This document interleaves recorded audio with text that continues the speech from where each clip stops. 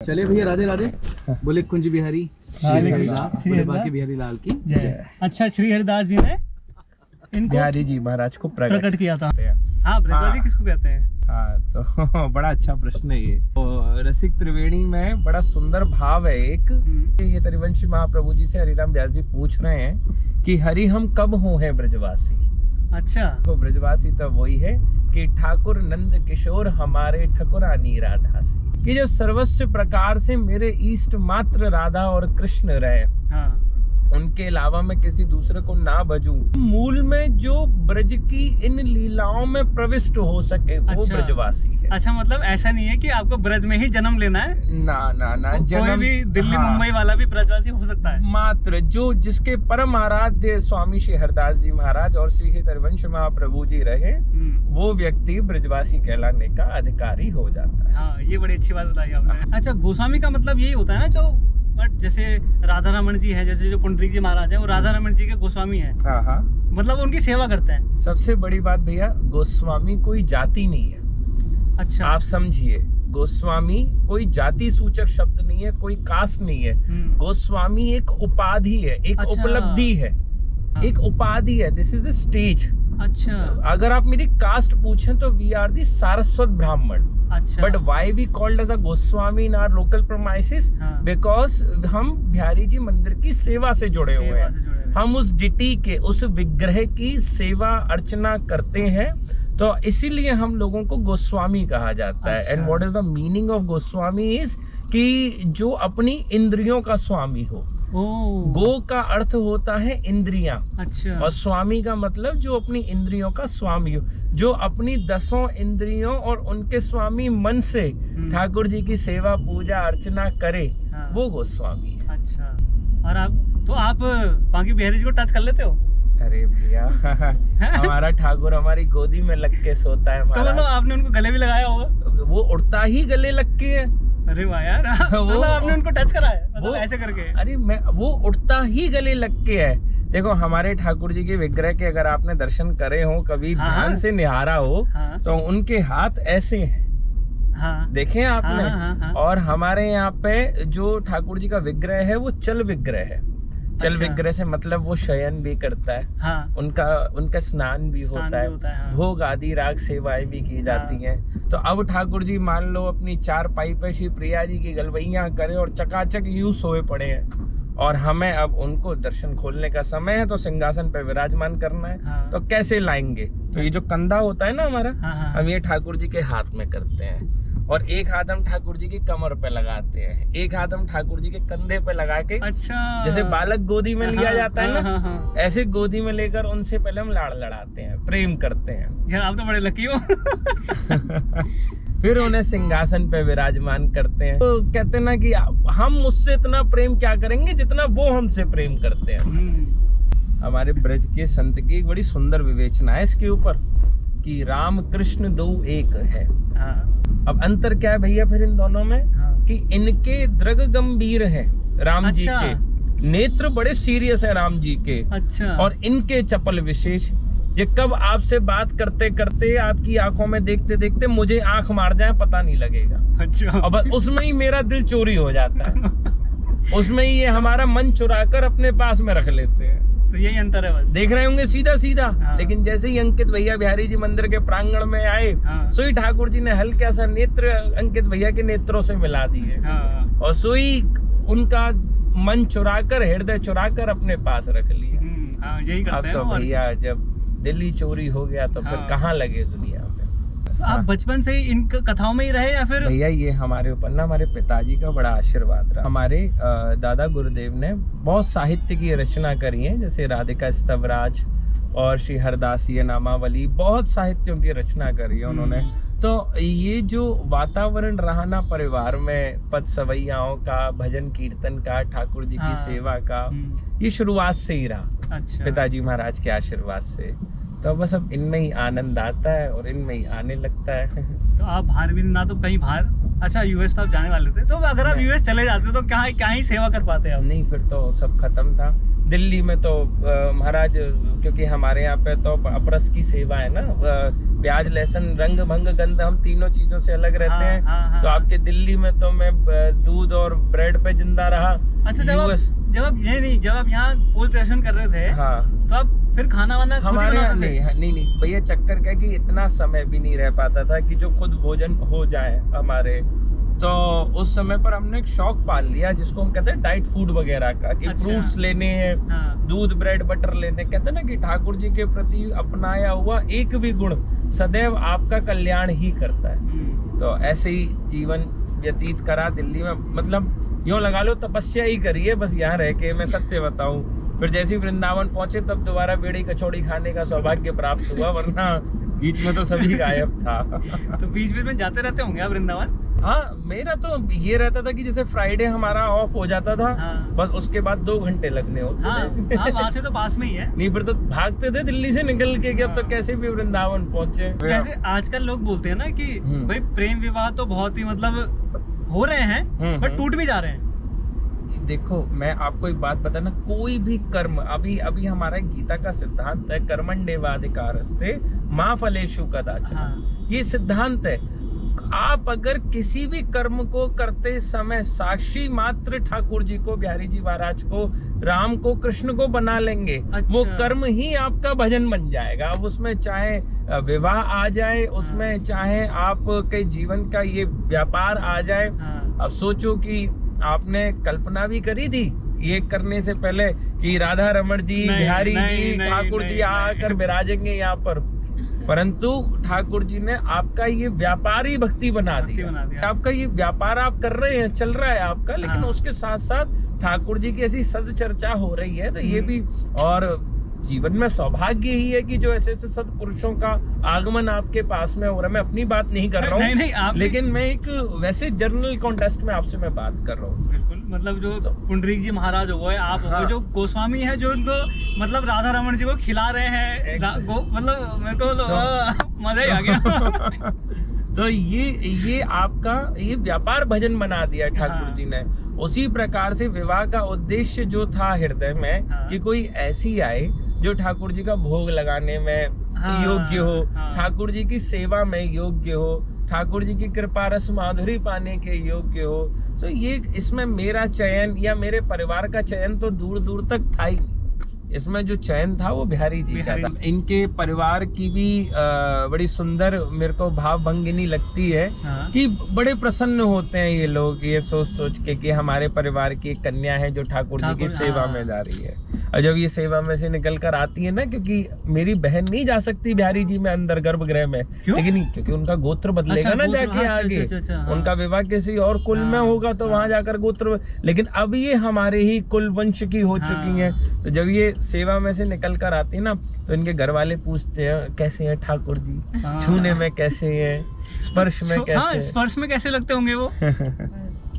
जिस भाव से आप छुएंगे, उनको स्पर्श करेंगे, उसी भाव से वो आपको मिलेंगे। मतलब आपके रोंगटे भी खड़े होते होंगे। मैं तो अभी सोच के ही लग रहा है ऐसा कि यार मतलब बिहारी जी कैसे होते होंगे। स्वयं का ठाकुर है महाराज।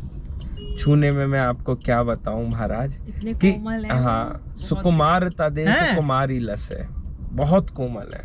मतलब जो छोटा बच्चे की वो वैसा होता है कि मतलब ये लगा लो कि हम ठाकुर जी के चरण दबाते नहीं है, बस हल्के हल्के हाथों से ना सहलाते हैं। कहीं अगर हमने जोर से हमारे हाथ दब जाएं तो कहीं ऐसा नहीं हो उनकी दर्द में करह निकल जाए। अच्छा। और दूसरा नियम ये है कि ना हम हाथों में अंगूठी पहन सकते।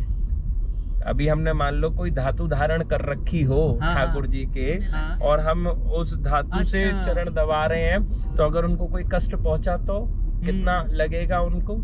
और दूसरी तीसरी शर्त ये भी है महाराज कि हमें अपना शरीर बड़ा कोमल रखना पड़ता है। अच्छा। हाँ, ये नहीं कि हम पहलवानी कर रहे हैं कहीं जाके या वो सब कर रहे हैं। भाई इतने कोमल रहो, इतने कोमलांगी रहो, क्योंकि आपको सुकुमार गोदी में लेने हैं। तो आपको सही लगता है मतलब कि जैसे आप बोलना तो नहीं चाहिए, मतलब लोग अपनी, चाहे वो श्रद्धा से आ रहे हैं, चाहे वो रील बनाने आ रहे हैं, चाहे कुछ भी आ रहे हैं, वो दर्शन करने आ रहे हैं, तो वो रील बनाने के लिए आना ठीक है या फिर वो ना बनाए? देखो, दर्शन करने आ रहे हैं तो हर अवस्था ठीक है।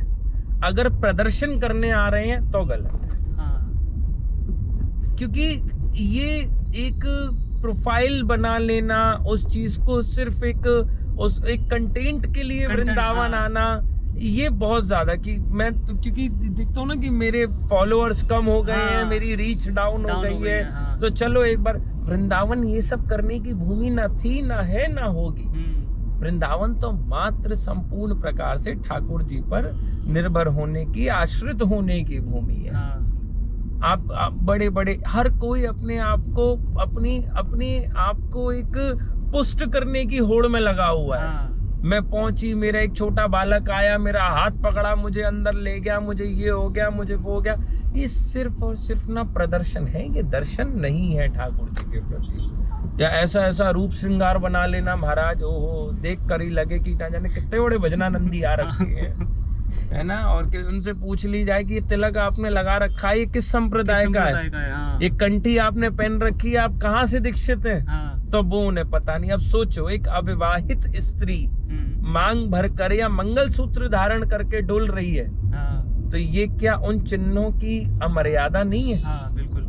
उसी प्रकार से ये दीक्षा होने के बाद में आपको प्रदत्त ब्रह्म संबंध है। आपके तिलक और आपकी कंठी ये फैशन के लिए नहीं पहनी जाती।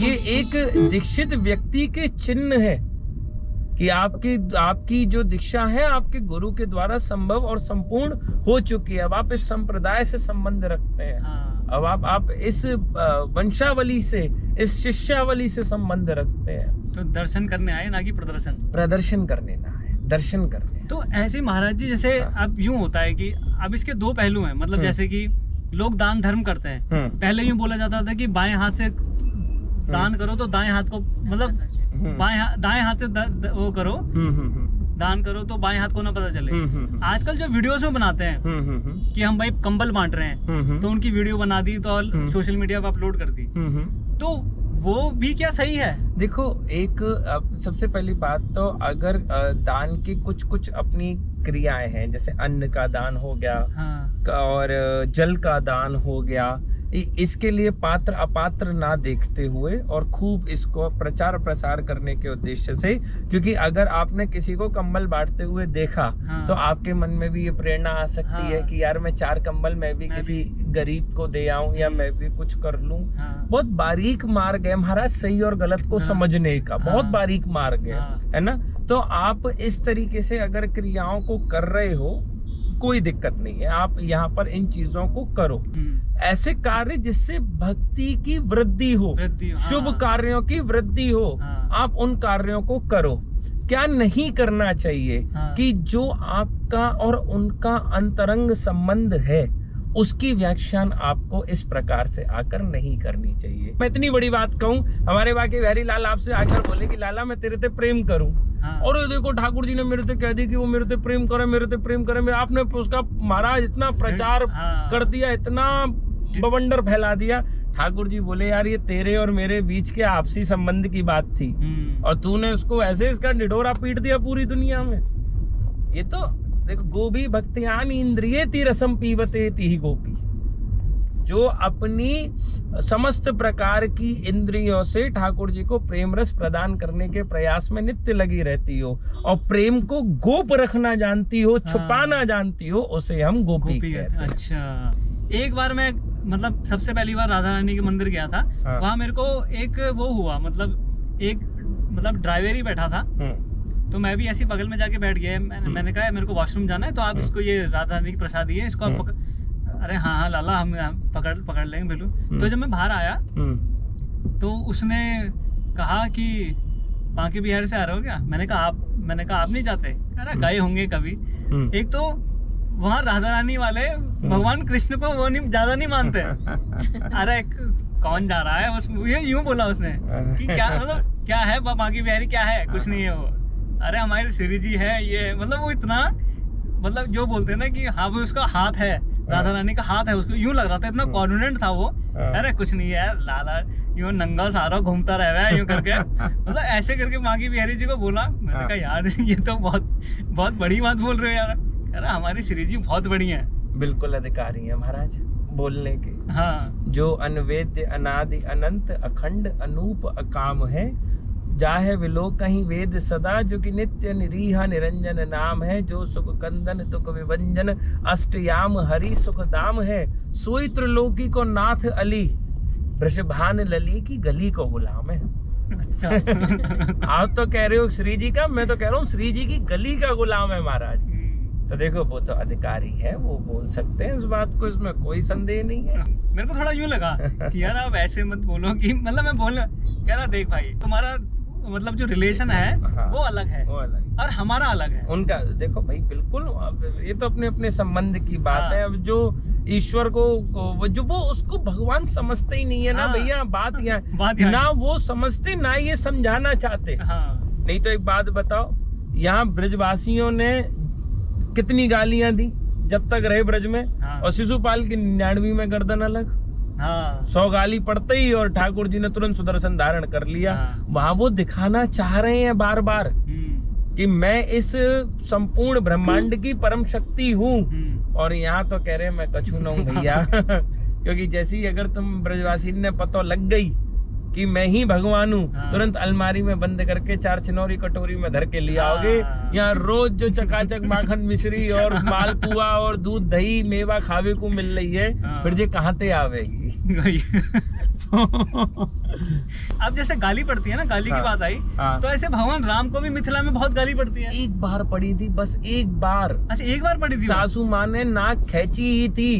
इतने में देवता हमारे स्वर्ग से नीचे अच्छा स्तुति करते हुए कि सच्चिदानंद रूपाया शांताकारम भुजग शयनम। ये टाक देवता चकाचक हाथ जोड़ के राम जी बोले महाराज जैसे तैसे तो सौभाग्योदय हुआ कि आज पहली बार प्रेम भरी गाली खाते, और इतने में तुम सारे ना जाने कहाँ से आ मरे मेरे पास में। अच्छा। कि यहाँ की चतुर्भुज और कमल नयन और ये और वो।